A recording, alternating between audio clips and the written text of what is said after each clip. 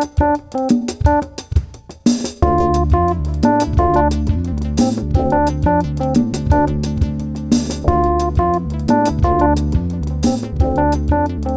hermanos. Nos quedamos en el capítulo, terminamos el capítulo 9. Can you turn that down a little bit, Keith? Just a tiny bit, channel 2 on the down, tiny bit. Muy bien. Entonces hemos visto capítulo 9. Hemos estado viendo la nación de Israel. Pablo toma una pausa. ¿Cuántos de ustedes ya tomaron Romanos 1 al 8? ¿De alguna? Ok. Qué bien. Nosotros cuando yo llegué en la movilidad y nos quedamos en la casa de la hermana Marisabel a dormir, entonces el pastor nos venía a recoger y íbamos a donde iba el pastor. Y a veces el pastor, bueno, pues se cruzaba demasiado rápido la calle, ¿verdad? Y tratábamos de seguirle y no siempre se podía, pero mientras el pastor iba por delante, estábamos bien, ¿verdad? Entonces llegábamos a donde sea que teníamos que ir, pastor adelante y nosotros detrás, ¿verdad? Entonces salíamos de la casa de la hermana Marisabel y llegábamos aquí. Ahora, ¿qué tal sería que el pastor llegase aquí a la iglesia y nos diga, John, me olvidé las llaves en la casa de la hermana Marisabel. Quisiera que lleves mi auto y vayas y los recojas y los vuelvas a traer. ¿Podrías hacerme ese favor? Y entonces yo estoy pensando en mí, lo único que yo seguí era dos lucecitas, ¿no? Y yo sabía que era un Toyota y yo lo seguí eso y yo llegué aquí, ¿verdad? Entonces en mi mente yo no sé de dónde venimos, ¿verdad? Pero ¿qué tal si al salir de la casa de la hermana Marisabel, el pastor me hubiese dicho, John, mira, yo voy a necesitar que tú regreses, hacerme este favor, vas a tener que regresar a la casa solo. Entonces, en mi auto, cuando lleguemos allá a la iglesia, vas a tener que regresar y recoger esto para mí, por favor.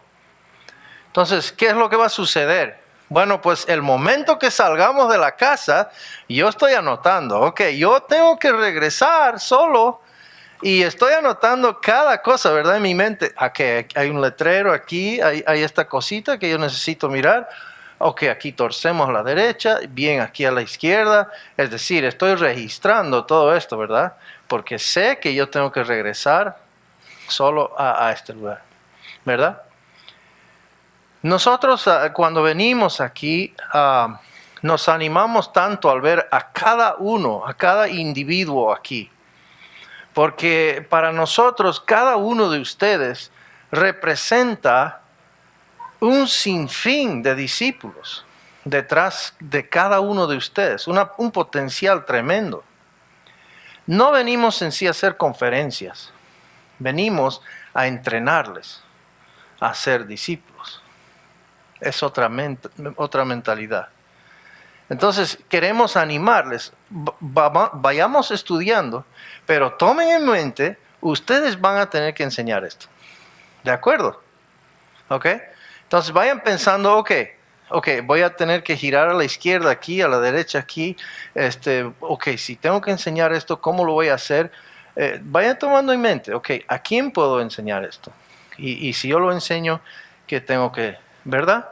Entonces queremos animarles. Es diferente. No estamos creando estudiantes, sino estamos empoderándoles a que ustedes vayan y hagan discípulos también. ¿De acuerdo? Entonces hemos pasado los primeros 8 capítulos. Llegamos al capítulo 9 y qué hermoso es poder empezar esto de discipulado usando el libro de Romanos, porque tenemos el Antiguo Testamento y todas las enseñanzas, la tipología, todo ello, los evangelios, y luego un libro transicional que nos habla de los acontecimientos de los apóstoles, el Espíritu Santo, y ¡pum!, el primer libro de enseñanza doctrinal fundamental para la vida cristiana, Romanos. Entonces, el libro de Romanos nos va a abarcar, básicamente, nos va a dar las reglas de interpretación de toda la Biblia. Si podemos agarrar Romanos, vamos a tener las llaves para poder manejar mejor la palabra de Dios como discipuladores que somos, ¿ya? Entonces, los primeros 8 capítulos hemos visto el Evangelio, la doctrina del Evangelio, pero después Pablo toma una pausa y nos da acerca de la nación de Israel. Pues, ¿qué pasó con Israel? Necesitamos entender, la nación de Israel no es la iglesia.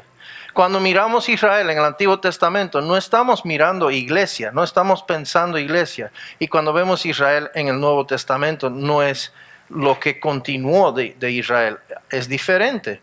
En el presente, en el pasado hemos visto que fue escogida.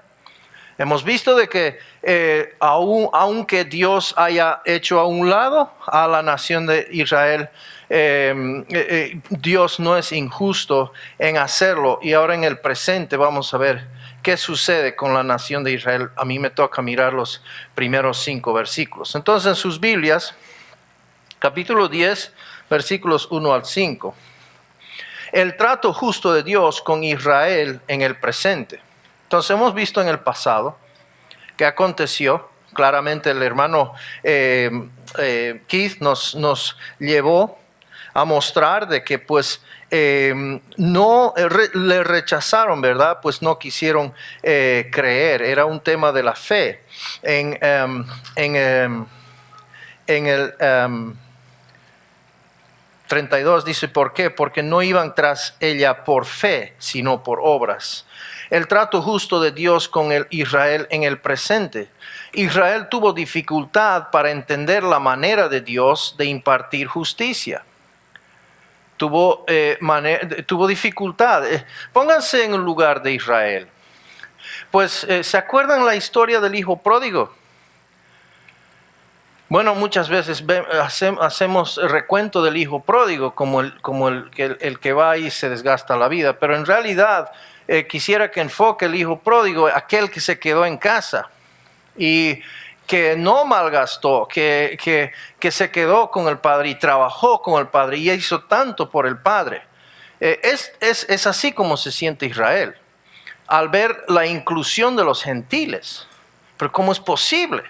Estas naciones paganas, si tanto hemos hecho nosotros por ti, Dios. Entonces están teniendo dificultad de ver cómo es esto justo, de verdad no cabe. Pero ¿acaso Dios es injusto al hacerlo? Hemos visto claramente de que no lo es. Vamos al versículo 1, ¿les parece? Dice así: hermanos, el deseo de mi corazón y mi oración a Dios por ellos es para su salvación. Continuemos hasta el 5, porque yo testifico a su favor de que tienen celo de Dios, pero no conforme a un pleno conocimiento. Pues desconociendo la justicia de Dios y procurando establecer la suya propia, no se sometieron a la justicia de Dios, porque Cristo es el fin de la ley, para justicia a todo aquel que cree. Porque Moisés escribe que el hombre que practica la justicia que es de la ley vivirá por ella. Padre, te damos gracias en esta noche por cada uno de los presentes. Te damos gracias por el gran privilegio que nos das y la libertad de poder abrir tu palabra.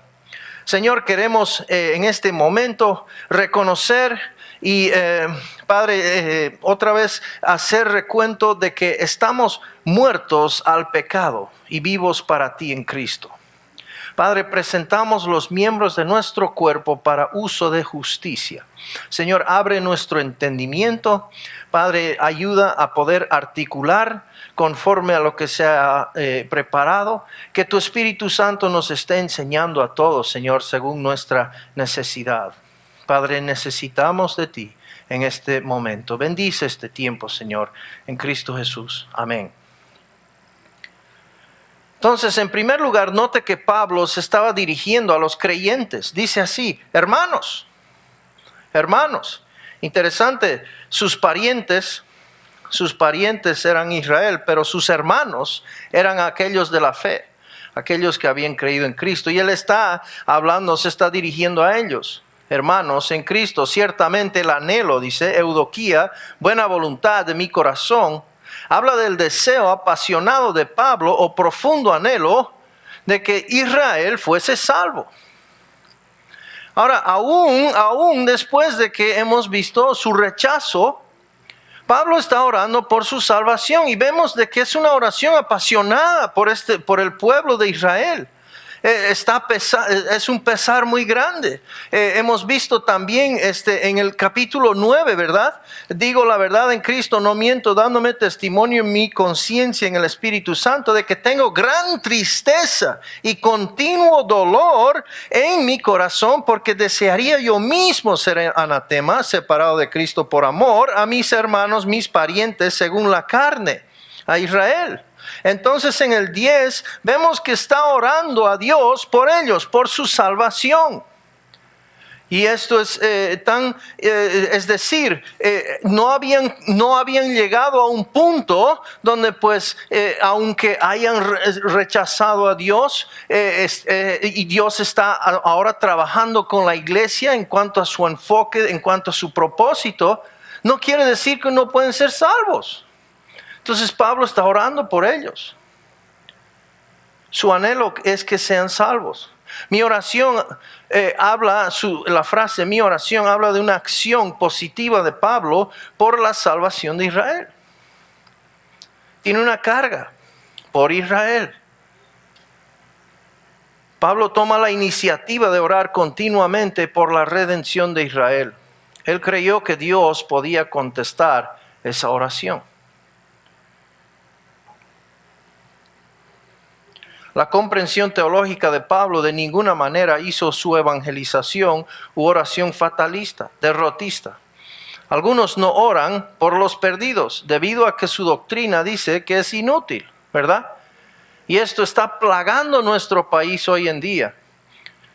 Y es una enseñanza de que pues Dios es verdad, estuvimos mirando de que Dios es soberano y escoge a algunos que aquí, que allá, y no entienden lo que acabamos de mirar del capítulo 9. Entonces, ¿para qué orar? ¿Verdad? ¿Para qué evangelizar si igual Dios se va a ocupar de ellos? Eso no es la actitud que vemos en Pablo. No es el entendimiento que vemos detrás de la teología de Pablo. No, Pablo tiene un pesar muy grande, una carga muy grande. Es decir, no solamente, vamos a ver que Pablo no solamente está orando, sino que en cada lugar que Pablo va, ¿dónde va primero? Siempre va a la sinagoga. ¿Y qué? Está dialogando, está argumentando, está predicando la palabra ¿a quiénes? A los judíos. En cada lugar que va. Vemos eso en el libro de Hechos. Miremos Lucas. Entonces, obviamente que Pablo no tenía esa teología, no tenía ese entendimiento que hoy día nos quieren tratar de hacer entender que no es bíblico. Es una herejía tremenda. Ahora, Lucas 18:1 dice, y les refería a Jesús una parábola para enseñarles que ellos debían orar en todo tiempo y no desfallecer. Hermoso es ver en el libro de Daniel, que Daniel en el capítulo 9 está orando a Dios y pidiendo en cuanto a Israel, que los años que Jeremías había profetizado de los 70 años estaban por cumplir y está orando. Y antes que termine su oración, el ángel viene con la respuesta. Tremendo. En el libro de Apocalipsis vemos las oraciones ofrecidas delante del trono de Dios. De aquellos mártires debajo del altar, ¿verdad? Sus hermosas oraciones, incienso delante de Dios. Nuestras oraciones, hermanos, cuentan delante de Dios. Dios está interesado en nuestras oraciones y va a contestarlo. No siempre como deseamos o pensamos, pero Dios sí contesta. Entonces Pablo está orando. Pablo oró porque creía que era posible que para Israel cambiar su mente, es decir, arrepentirse acerca de quién era Jesucristo y creer en Él para salvación, pues en ningún otro hay salvación. A pesar de que la nación de Israel seguía rechazando a Cristo como el Mesías, algunos judíos creían en Él. Entonces hemos visto de que los líderes de la nación claramente rechazaron al Mesías, pero hay un remanente, ¿verdad? Eso nos habló el hermano Keith. Ahora, versículo 2. Porque yo testifico a favor de que tienen celo de Dios, pero no conforme a un pleno conocimiento. Entonces Pablo reconoció que Israel era sincero hacia Dios. Tenían sinceridad. Pablo sabía que eran celosos. La palabra griega aquí es celos. Podríamos entender calor, ardor, celo por Dios. Vamos a Filipenses 3:6. Dice así, en cuanto al celo, hablando Pablo de sí mismo, ¿verdad? Dice, en cuanto al celo, perseguidor de la iglesia, en cuanto a la justicia de la ley, hallado irreprensible. Pero en todo lo que para mí era ganancia, lo he estimado como pérdida por amor de Cristo. Cuando él cambió de mente, entendió de que todo esto, este celo y todo lo que él hacía supuestamente por Dios, era basura en realidad. Porque había entendido, había cambiado de mente de que era en realidad por gracia. Entonces esta gente tenía mucho celo por Dios y esto es la religión en realidad, ¿verdad? Que es del hombre como para Dios. Y tiene mucho celo, tienen mucho ardor, tienen mucho sentimiento, ¿verdad? Son muy sinceros. Pero ¿será la sinceridad suficiente? Sabemos, ¿no? Que la sinceridad puede uno estar sincero, pero sinceramente equivocado, ¿verdad? Y eso es lo que acontecía aquí. ¿Por qué? Porque no era conforme a conocimiento, a ciencia, a la verdad de la palabra de Dios. Hechos 21, 20 y 21. Y ellos, cuando lo oyeron, glorificaban a Dios y le dijeron, hermano, ya ves cuántos miles hay entre los judíos que han creído y todos son celosos de la ley. Y se les ha contado acerca de ti que enseñas a todos los judíos entre los gentiles que se aparten de Moisés, diciéndoles que no circunciden a sus hijos ni observen las tradiciones. Entonces esto era parte de su cultura, esto era parte de su tradición. Entonces iba a ser difícil romper con este pensamiento de parte de ellos, pero en este caso vemos que el pueblo de Israel eran sus celos, era su anhelo, querían alcanzar y hacerlo bien para Dios, pero vamos a ver de que estaban muy equivocados. Pablo también sabía que su celo no era según ciencia. Fíjese, la palabra epignosis, pleno conocimiento, discernimiento. O sea, no era conforme a pleno entendimiento, no era un conocimiento preciso conforme a la palabra de Dios. Ellos no basaban su celo en la escritura, es decir, estaban enfocados en la letra, pero no en el dador de la letra. ¿Me doy a entender? Y ahí es donde perdieron. Es decir, no aproximaban al dador de la letra por la fe. Estaban meramente mirando una lista de reglas de hacer y no hacer. Y pensaban poder alcanzar la rectitud y la justicia de Dios a través de su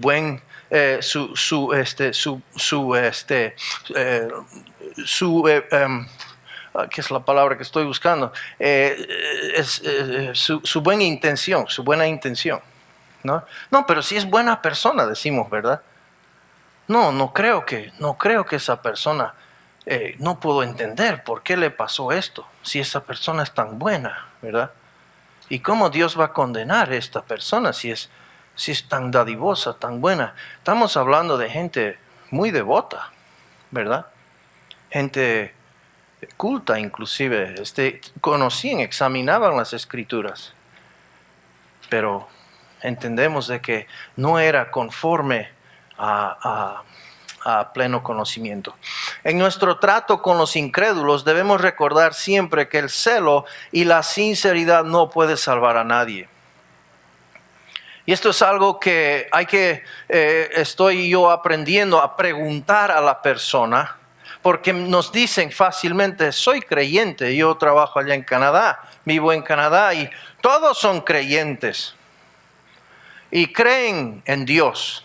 Pues algún día alguien les habló de que Dios había creado los cielos y la tierra, inclusive creen que Jesucristo es Dios.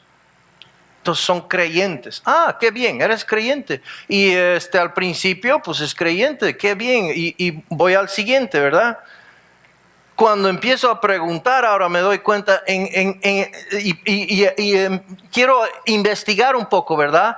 Entonces digo, ¿y en qué eres creyente? ¿En quién estás creyendo? Ah, pues que Él es Dios, que Jesús es Dios, ¿no? Pero, pues, ¿en qué estás descansando para tu eternidad? Bueno, pues yo soy una buena persona. Yo creo que Dios va a entender que soy muy sincero. ¿No ve? Entonces, a veces presumimos de que la persona ha descansado o está descansando en la obra del Señor Jesucristo. Es decir, que ha muerto por mis pecados. Es específico la obra del Evangelio. Y esta gente no se creía muy mala. Esta gente tenía mucho celo por Dios y en consideración con los demás eran muy buenos. Los demás eran los malos, ¿verdad? Estos depravados, estos perros, los gentiles, ¿verdad? Oh, ¿cómo es posible, verdad? No, cuidado, no me ensucies, ¿no? ¿Verdad? Porque yo soy devoto a Dios. Entonces, su entendimiento estaba equivocado. Versículo 3. Fíjese aquí lo que sucedía. Pues desconociendo la justicia de Dios y procurando establecer la suya propia, no se sometieron a la justicia de Dios. ¿Se dan cuenta? Entonces Romanos capítulo 1, versículo 18, vemos de que la ira de Dios se revela desde el cielo contra toda impiedad e injusticia de los hombres, que con injusticia restringen la verdad. Es exactamente lo que están haciendo aquí los judíos. Entonces están ¿qué? Bajo la ira de Dios. Solamente la persona que está bajo Jesucristo se evita de la ira de Dios. Usted, querido creyente, ya no más va a sufrir la ira de Dios. Si usted está pasando por tribulaciones, por angustia, por dolores, no es la ira de Dios, créame. Es más bien el amor de Dios que está trabajando en usted y quiere Dios trabajar en su vida. Y usted puede gloriarse en las tribulaciones, Romanos 5. ¿Por qué? Porque Dios lo ama y está trabajando en usted para madurarlo, crecerlo. No es, jamás piense, querido creyente, que es la ira de Dios. Jesucristo le salvó de ello. Amén. Eternamente. Pero esta gente no estaban confiando en Jesucristo, por ende están bajo la ira de Dios. Y es por eso nuestro apuro y nuestra necesidad de hablarle al mundo, orar por el mundo, alcanzar al mundo, porque van a recibir la justa ira de Dios en su momento. Y eso es lo que Pablo está orando por ellos.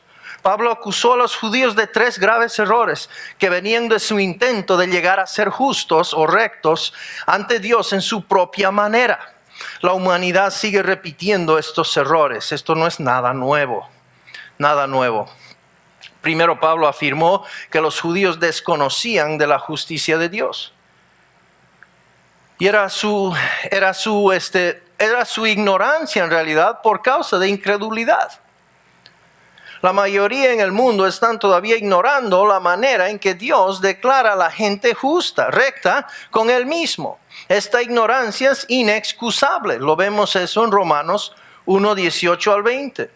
Era el poder de Dios, todo lo que Dios es, el creador, aquella entidad inteligente, el diseñador detrás de este diseño increíble.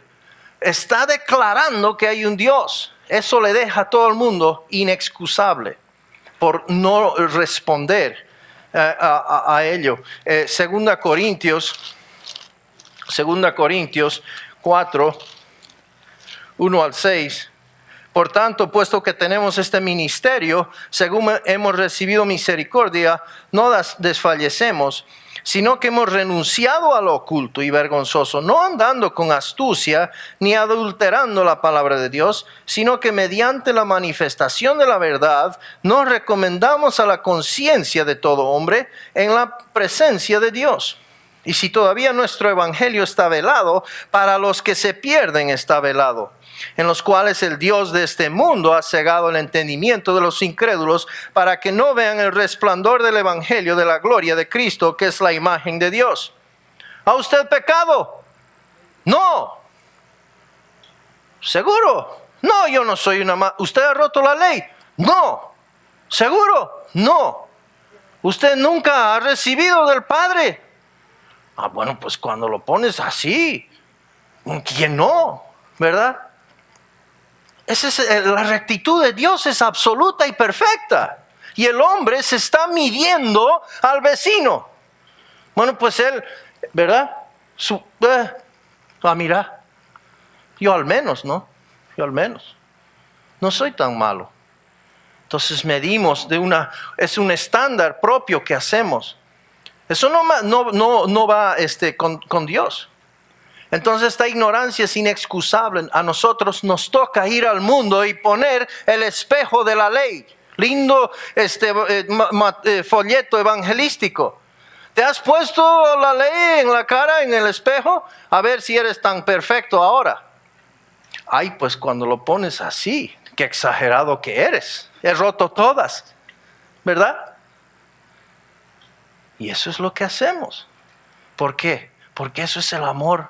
Nos constriñe ir a avisarles. Dios nos ha hecho partir. ¿Para qué? Para que el velo sea quitado. Justo lo que Satanás está queriendo que no entiendan. Si la gente no tiene el conocimiento de la justicia de Dios, es para nuestra vergüenza como creyentes. 1 Corintios 15, 34.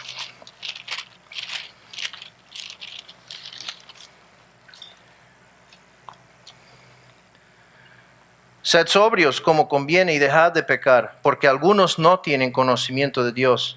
Para vergüenza vuestra lo digo. Efesios 2:12. Dice así: recordad que en ese tiempo estabais separados de Cristo, excluidos de la ciudadanía de Israel, extraños a los pactos de la promesa, sin tener esperanza y sin Dios en el mundo. Entonces Dios nos ha dado este ministerio de reconciliación. Nos ha hecho partícipes de lo que el Espíritu Santo está convenciendo al mundo de justicia, de juicio y de pecado. Debemos llevar la buena noticia de la muerte y resurrección de Cristo al mundo. Filipenses 1:27. Y hay algunas personas que se dedican muy ingenuamente a cavar pozos de agua, proveer agua. Es el evangelio, dicen. Y a regalar regalitos y esto que el otro. Y eso es el evangelio, dicen. Bueno, veremos qué dice aquí. Filipenses 1:27 y 28. Solamente comportaos de una manera digna del evangelio de Cristo, de modo que ya sea que vaya a veros o que permanezca ausente, pueda oír que vosotros estáis firmes en un mismo espíritu, luchando unánimes por la fe de ¿qué? De la pobreza de la gente, ¿verdad? Luchando por la inigualdad que existe, ¿verdad? ¿Qué dice?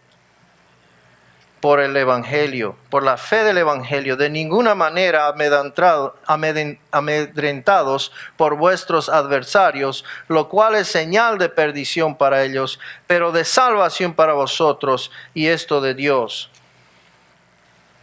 Entonces es para nosotros ir y llevar esta buena noticia. La buena noticia que podemos darles una vez que la persona entiende: yo soy pecador. ¿Y ahora qué? Decía, ¿no? En el Chapulín, ¿y ahora quién podrá defenderme? ¿Verdad? ¿Verdad? Y eso es lo que la persona necesita entender. Pero ¿quién me puede salvar? Tiene que haber alguna salida de esto. Entonces Dios dice: yo tengo. y es libre, pero vas a tener que descansar, confiar en el regalo que yo he dado. Debes recibirlo por la fe. Jesucristo tomó tu lugar en la cruz. Es decir, Jesucristo se identificó con tu pecado.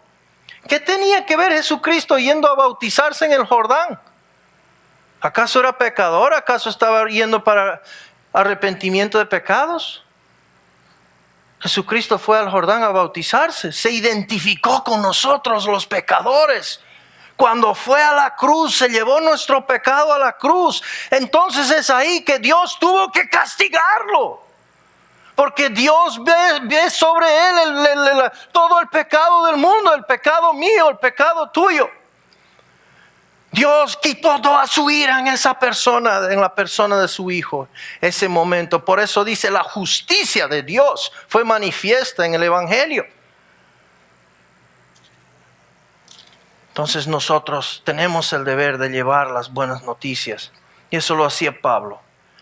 Lo vemos en Hechos, que iba a Tesalónica, iba a todos los lugares, primeramente yendo a la sinagoga para poder hablar con los judíos. Segundo, Pablo afirmó que ellos procuraban establecer su propia justicia. Y bien puede el mundo intentar.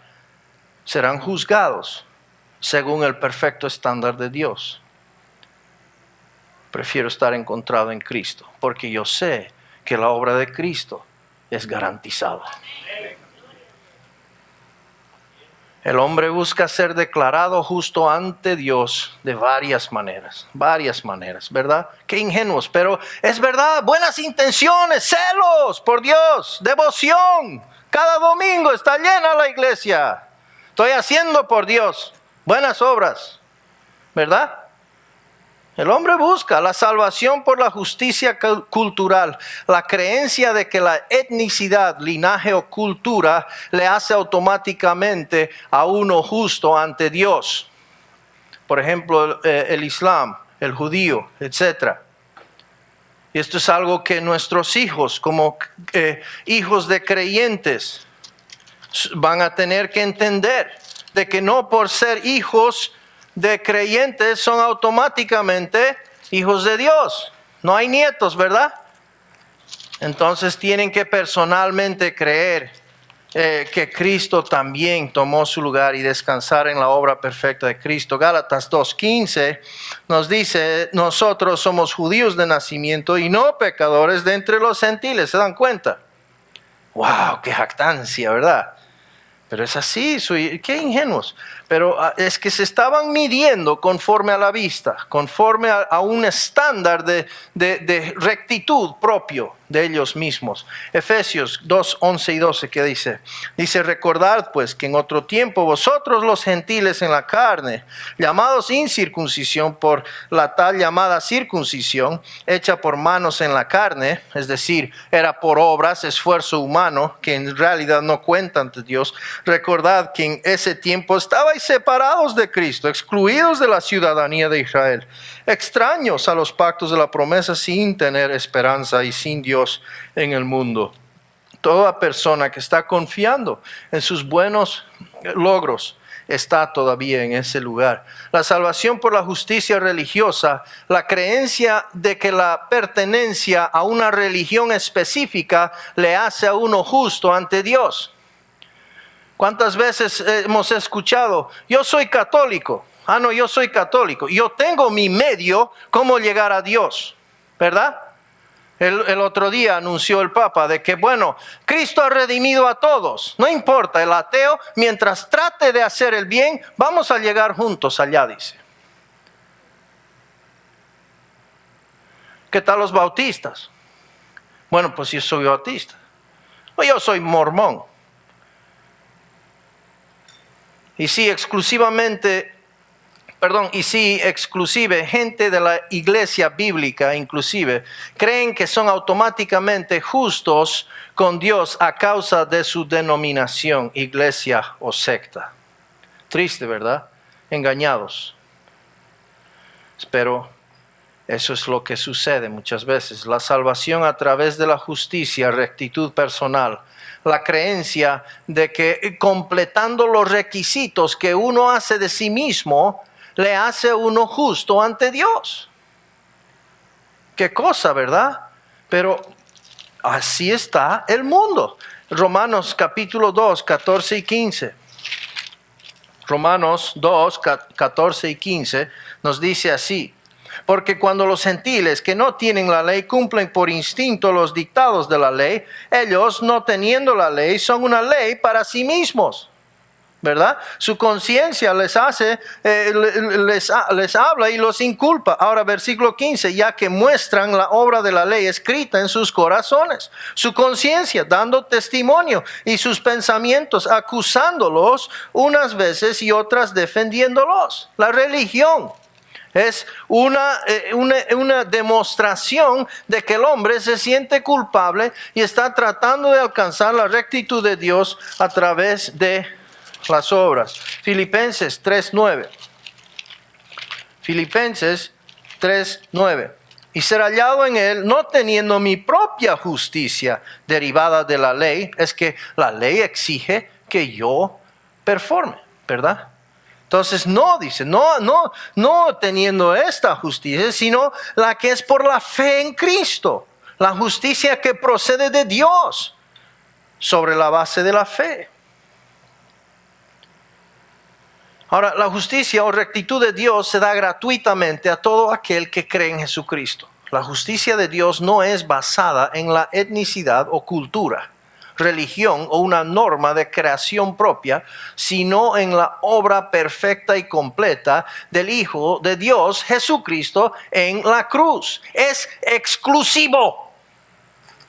Solamente hay una manera para pertenecer a este club. Ahora, no hay preferencias, pero sí es exclusivo. Solo mediante Jesucristo puede usted participar, ¿verdad? Entonces no estamos buscando convertir a la persona. No estamos buscando cambiar al católico a que sea otra religión. Estamos buscando la salvación de su alma. Y esto solamente puede hacer Jesucristo.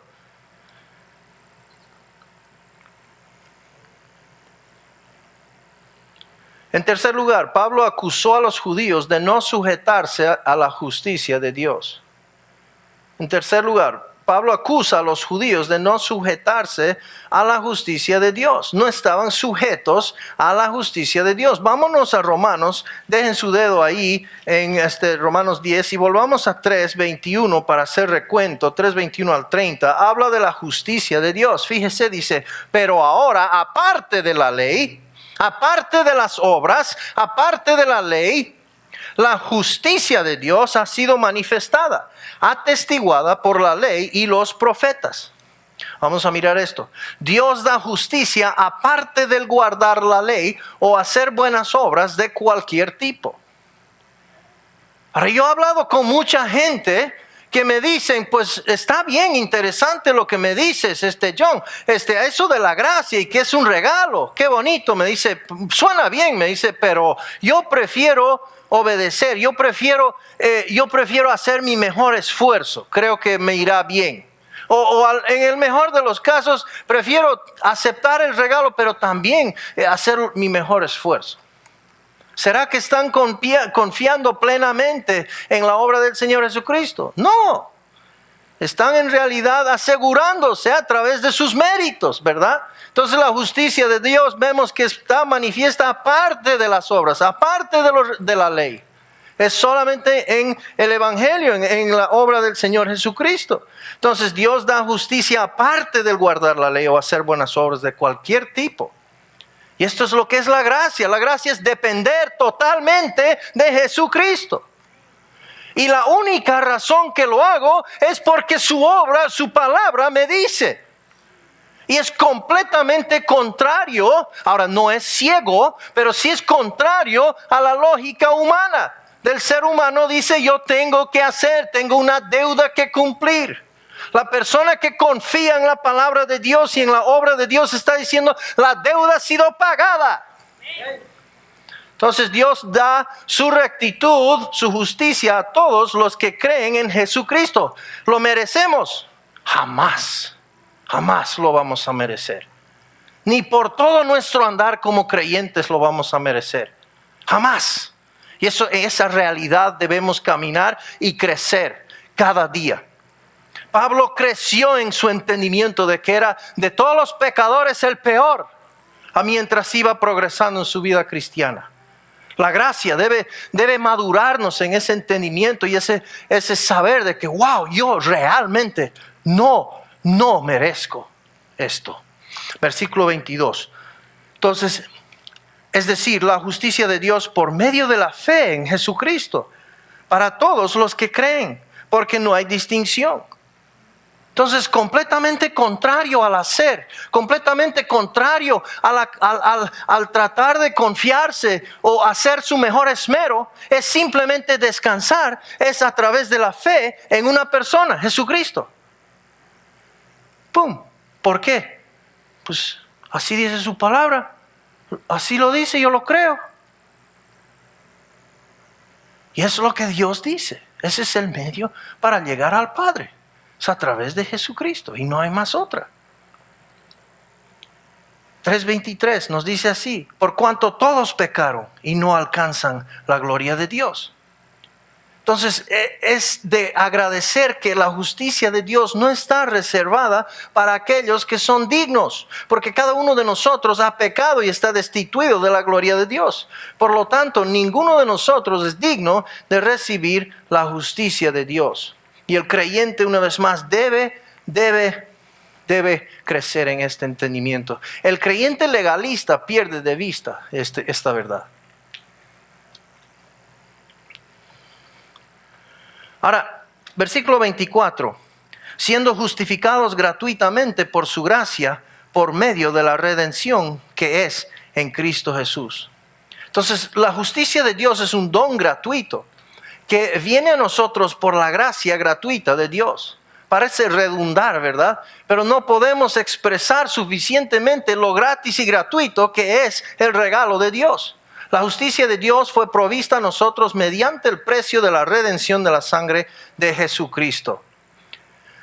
Ahora el 25 dice: a quien Dios exhibió públicamente como propiciación por su sangre a través de la fe, como demostración de su justicia, porque en su tolerancia Dios pasó por alto los pecados cometidos anteriormente.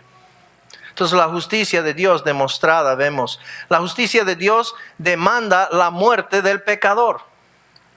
¿Cuál era el romper la ley? La paga del pecado es muerte. Entonces, romper la ley es muerte. Entonces, tuvo que haber una muerte para que la justicia de Dios sea satisfecha. Entonces, la ejecución pública de Dios el Hijo era la única cosa que satisfacería los requisitos justos de Dios para el pago de nuestros crímenes. Ahora, Jesucristo vino aquí a la tierra, nacido de mujer, pero jamás pecó. Pues entonces, ¿cómo puede Dios, Jesucristo está muriendo, pero cómo puede Dios reconocer o desquitar toda la ira que merecía el pecado? ¿Cómo lo puede hacer en Cristo? Por identificación. ¿Se dan cuenta el poder de la identificación? Dios halla a Cristo identificado con el pecado. Ahora, querido creyente, usted y yo estamos identificados en Cristo. De la misma manera que Él quitó su ira en Cristo, ahora nos reconoce sentados a la diestra del Padre, porque estamos identificados en Cristo. Es poderoso, ¿verdad? Entonces era una ejecución pública y Dios lo hizo de una manera justa. En su Hijo. Este acontecimiento histórico explica el por qué un Dios justo era capaz de pasar por alto los pecados cometidos antes de la muerte de Cristo, y por qué no de inmediato y completamente destruye a la humanidad por sus pecados. La justicia de Dios demuestra su rectitud legal. Mire lo que dice el 26. Para demostrar en este tiempo su justicia, a fin de que Él sea justo y sea el que justifica al que tiene fe en Jesús. Dios es justo tanto en su naturaleza y acciones en la liberación de todos los que ponen su fe en Jesucristo. Dios es justo. En ningún momento, querido hermano, Dios baja su justicia. En la obra del Evangelio, Jesucristo, es decir, Dios no baja su estándar, no baja su estándar de la ley para decir, bueno, pues este es pecador, pero ya, déjelo pasar, porque a mí me cayó bien, porque es muy sincero, porque no hay tal. Dios en toda su justicia castiga a la persona de Jesucristo por su identificación con el pecado. Eso es justicia manifiesta, la justicia de Dios. Pues a través de esa misma justicia y ese mismo estándar, Dios puede declararnos a nosotros justos porque somos hallados en Cristo. Entonces nunca baja su estándar. Dios no baja sus estándares o altera la justicia para salvar a aquellos que creen en Cristo, debido a que Él recibió el pago completo por todos los pecados de su Hijo en la cruz. ¿Lo crees, querido hermano, querido hermana? Sé que hay días que son difíciles y a veces inclusive no lo creemos, pero estamos viviendo en esa realidad de que Cristo murió por todos mis pecados, pasado, presente, futuro.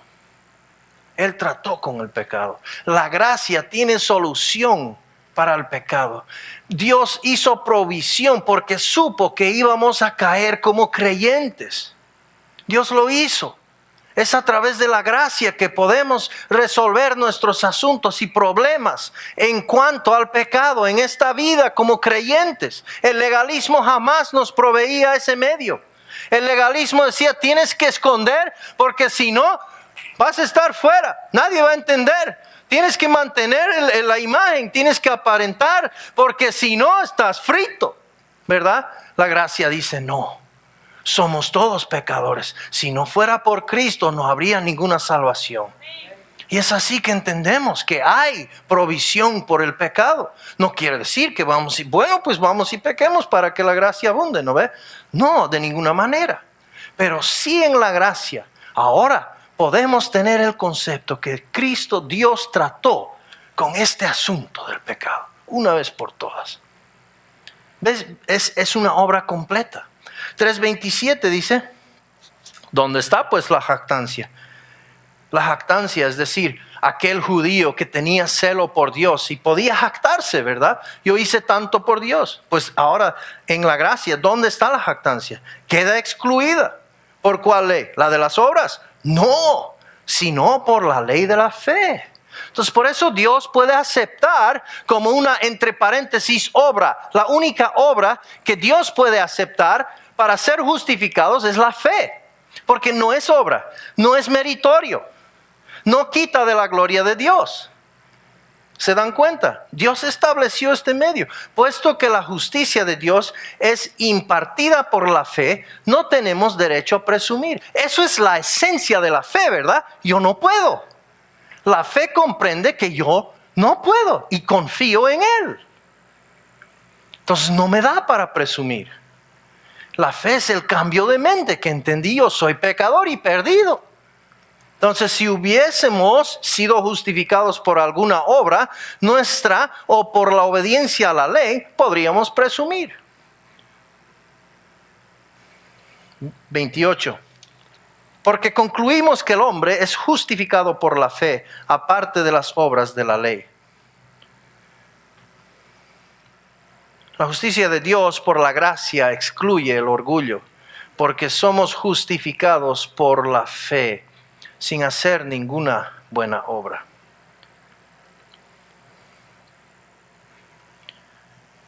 (29:30) dice, ¿o es Dios el Dios de los judíos solamente? No, es también el Dios de los gentiles. Sí, también de los gentiles, porque en verdad Dios es uno, el cual justificará en virtud de la fe a los circuncisos y por medio de la fe a los incircuncisos. Nunca fue la justificación por medio de la ley. Siempre ha sido la justificación por medio de la fe. Y estos judíos tenían que entender esto. Tenían que cambiar de mente acerca de esto. ¿Cómo se estaban aproximando ante Dios? La justicia de Dios justifica tanto a judíos como a gentiles, todo el mundo, por la fe. Dios no quiere nuestra obediencia, quiere la obediencia de Cristo. Esa es la obediencia que cuenta. La justicia de Dios es perfecta, es absoluta. ¿Cómo vamos a pensar que en nuestros esfuerzos vamos a ser obedientes ante Dios? Tiene que ser por la fe, a través de la obra y la persona de Jesucristo. Es decir, la persona que viene a Dios en la fe es declarado por Dios obediente. ¿Nos entendemos? La obediencia es por la fe. Y esto es lo que los judíos necesitaban entender. Tenían mucho celo por Dios. Amén. El celo es bueno. Tenemos que tener celo por el Señor. Pero andamos por fe, no por mérito propio. Y ellos estaban confiando en sus méritos. Los judíos querían ser declarados justos ante Dios a través de la ley. No solo por la fe en Cristo solamente. Ahora, volvamos al capítulo 10. Romanos 10:4. Porque Cristo, fíjese, Cristo es el fin de la ley para justicia a todo aquel que cree. Punto final. Cristo. Cristo es el fin. En el griego la palabra telos terminal, donde termina el viaje, la última parada de la ley, para justicia a todo aquel que cree. Versículo 5. Porque Moisés escribe que el hombre que practica la justicia que es de la ley, vivirá por ella. Entonces, si usted está descansando, la persona que está descansando en la justicia que es por la ley, tiene que practicarla, a cumplir hasta totalidad. Entonces Moisés declaró que todo el que practica la justicia demandada, exigida por la ley, debe vivir por ese estándar de justicia. Ahora déjeme acordarle de que el Señor Jesucristo dijo que entonces su justicia tendría que ser mayor a los fariseos y a los escribas y a los saduceos, a los líderes religiosos, que eran prácticamente intachables por fuera. Tendría que ser mayor. En realidad tiene que ser perfecto. Y solo hay uno que fue perfecto. Solo uno. Hay un camino a Dios, no hay muchos. No hay muchos, hay uno solo. No es a través de mis buenas intenciones. No es a través de, bueno, pues haz tu mejor esfuerzo y ahí vamos a llegar. Porque Dios, bueno, pues sabe que eres sincero, tienes celo por Él. No, el celo no es suficiente. Mandó a su Hijo único con un propósito. No de ayudar a los pobres, no de curar a los enfermos, aunque sí hizo eso. No a cruzar caminando por el agua. Él vino a morir, porque eso era la justicia, demandaba una muerte por el quebrantar la ley. Ahora, Romanos 2:25 nos dice así: pues ciertamente la circuncisión es de valor si tú practicas la ley. Pero si eres transgresor, ojo, de la ley, tu circuncisión se ha vuelto incircuncisión. Ay, ay, ay. Gálatas 5:3.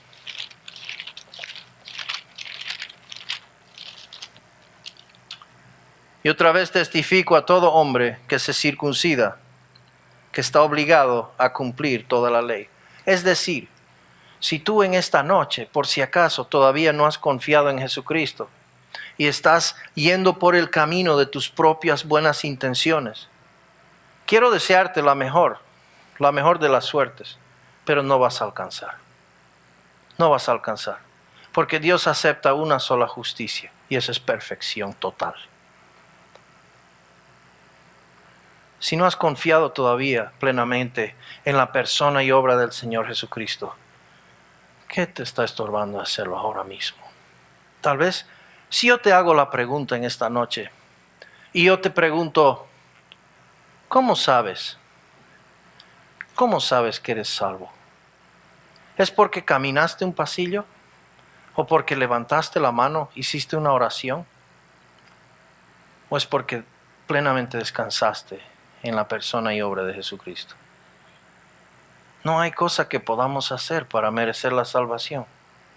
Tanta gente está pensando que sí.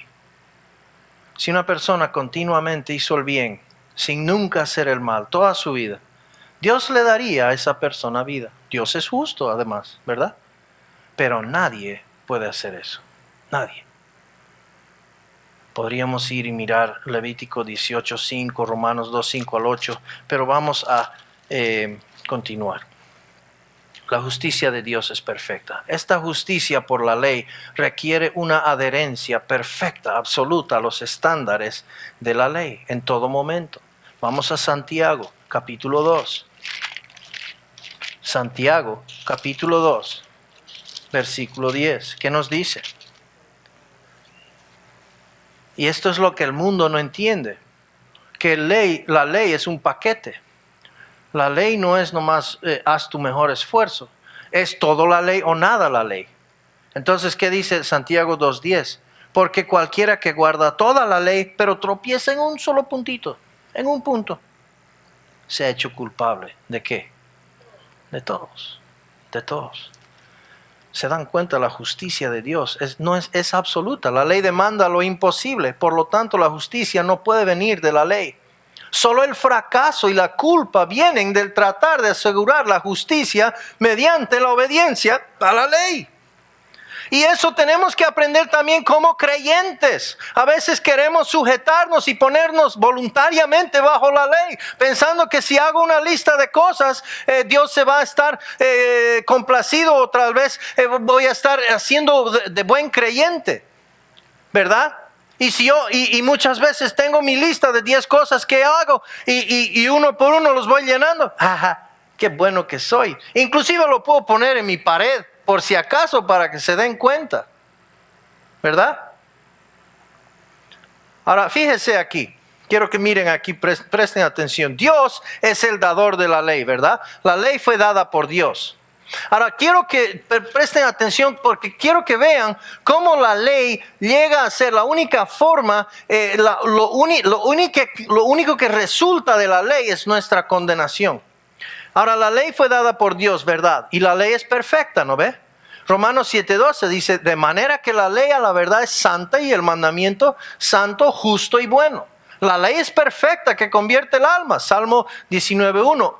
Pero la ley, Romanos 12:13, debe ser guardada. Dice, porque no son los oidores de la ley los justos ante Dios, sino los hacedores de la ley serán justificados. ¿Ok? Entonces la ley debe ser guardada. Porque cualquiera que guardare toda la ley, pero ofendiere en un punto, se hace culpable de todos. Santiago 2:10. Entonces vemos que la ley no solamente debe ser guardada, sino al 100%. 100%. ¿Qué sucede si la ley no es guardada? Bueno, pues dice, hay castigo. ¿Cuál es el castigo? Dice, yo Jehová, que escudriño la mente, que pruebo el corazón para dar a cada uno según su camino, según el fruto de sus obras. Jeremías 17:10. Entonces, ¿la ley resulta en qué? Lo quebramos, resulta en nuestra condenación. La ley nunca hizo provisión para perdón, solo condenación. Gálatas 3:10, pues escrito está, maldito todo aquel que no permaneciera en todas las cosas escritas en el libro de la ley para hacerlas. Ahora, a la vez, el mismo dador de la ley, Dios quien dio la ley, también dio su Hijo. Fíjese, Dios que da a su Hijo, da la ley, pero también da la gracia que fue realizado en Cristo. Juan 1:17, pues la ley por medio de Moisés fue dada, pero la gracia y la verdad vinieron por medio de Jesucristo. La ley era perfecta, demanda perfección, pero la ley fue cumplida al 100% por Jesucristo. Aboliendo, dice, en su carne las enemistades, la ley de los mandamientos expresados en ordenanzas. Efesios 2:15. No penséis, dice Jesucristo, que he venido para abrogar la ley o los profetas. No he venido para abrogar, sino para cumplir. Vino a cumplir la ley, que jamás íbamos a poder nosotros. Para bendiciones, dice, la ley tenía que ser guardada o practicada. La gracia, sin embargo, es garantizada. Bendición, porque es basada ¿en qué? En promesa. Dice Romanos 4:16, por tanto es por fe, para que sea por gracia, a fin de que la promesa sea firme para toda su descendencia. Dios puede garantizarlo, porque depende de Él exclusivamente, ¿verdad?